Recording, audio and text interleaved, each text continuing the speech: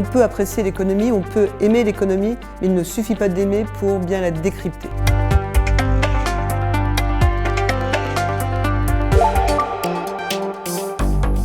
C'est vrai qu'on ressent effectivement une forte augmentation des prix, notamment ce qui est visible, c'est vraiment à la pompe quand on fait le plein.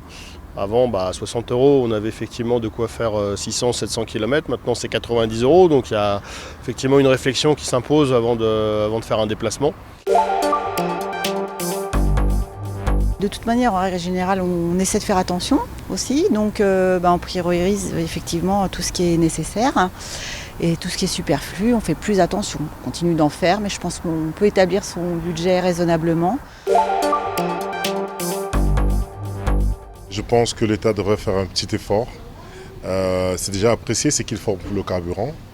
Il devrait voir un peu comment remédier à ça. J'ai vu qu'hier, il y avait une augmentation paradoxale sur le RSA et les aides à la famille.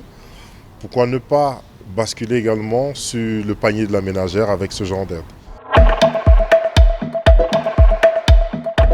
Il s'agit de sciences humaines. Les sciences humaines font référence à des comportements des individus qui peuvent être ces comportements qui peuvent devenir aléatoires, imprévisibles, parfois même un peu contradictoires. On a, pour faire simple, deux catégories d'individus.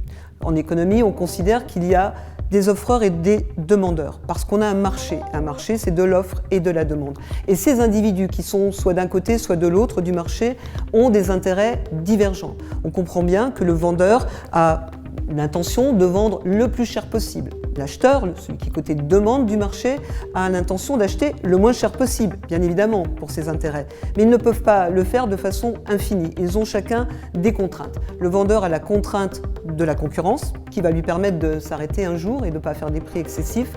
Le consommateur, lui, a la contrainte de son revenu, de son salaire.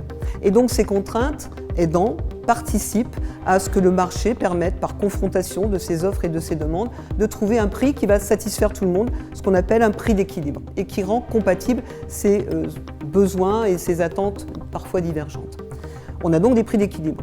Que se passe-t-il aujourd'hui? On s'aperçoit aujourd'hui que les prix semblent un peu sortir des sentiers, sortir de cet équilibre.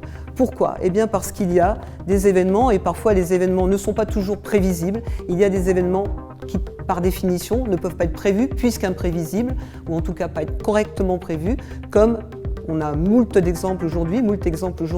On a la guerre en Ukraine, on a la crise sanitaire. Quand il y a un phénomène, une guerre, l'économie tourne au ralenti, elle produit moins, il y a des pénuries et la pénurie fait que les prix vont monter.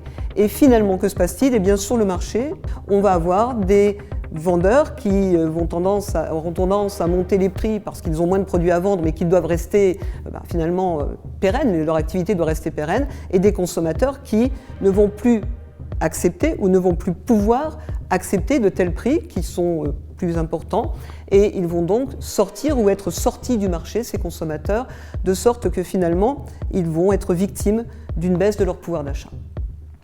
Le pouvoir d'achat, de leur salaire ou de leurs revenus, et globalement dans l'économie on constate et on mesure le pouvoir d'achat de ce qu'on appelle le revenu, mais du point de vue global on va parler de revenu disponible brut.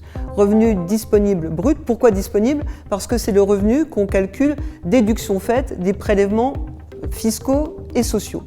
Prélèvements fiscaux et sociaux, entendez par là les impôts et les cotisations sociales. Et c'est ce revenu dont peut disposer, on va dire, le ménage, les individus, pour consommer ou, accessoirement, quand c'est possible, s'ils le souhaitent, épargner. Donc il a cet arbitrage consommation-épargne. Le revenu disponible brut en France est sur une tendance longue. Sur 50 ans, on a ce qu'on appelle une baisse tendancielle du revenu disponible brut. Si on regarde ailleurs, alors nos voisins proches ou éloignés, on s'aperçoit qu'il y a plutôt une tendance à l'amélioration, à des gains de pouvoir d'achat. Pour les États-Unis, ils sont 3 fois plus importants. Ces gains sont pour les États-Unis 3 fois plus importants qu'en France, où le gain de pouvoir d'achat du revenu disponible brut est à hauteur de 8 et quelques pourcents, 8,3% très précisément. C'est moins que les États-Unis, mais c'est plus que chez nos amis et voisins italiens, puisque pour eux, il y a une perte de pouvoir d'achat de l'ordre de 5,3%. Voilà pour le pouvoir d'achat du revenu.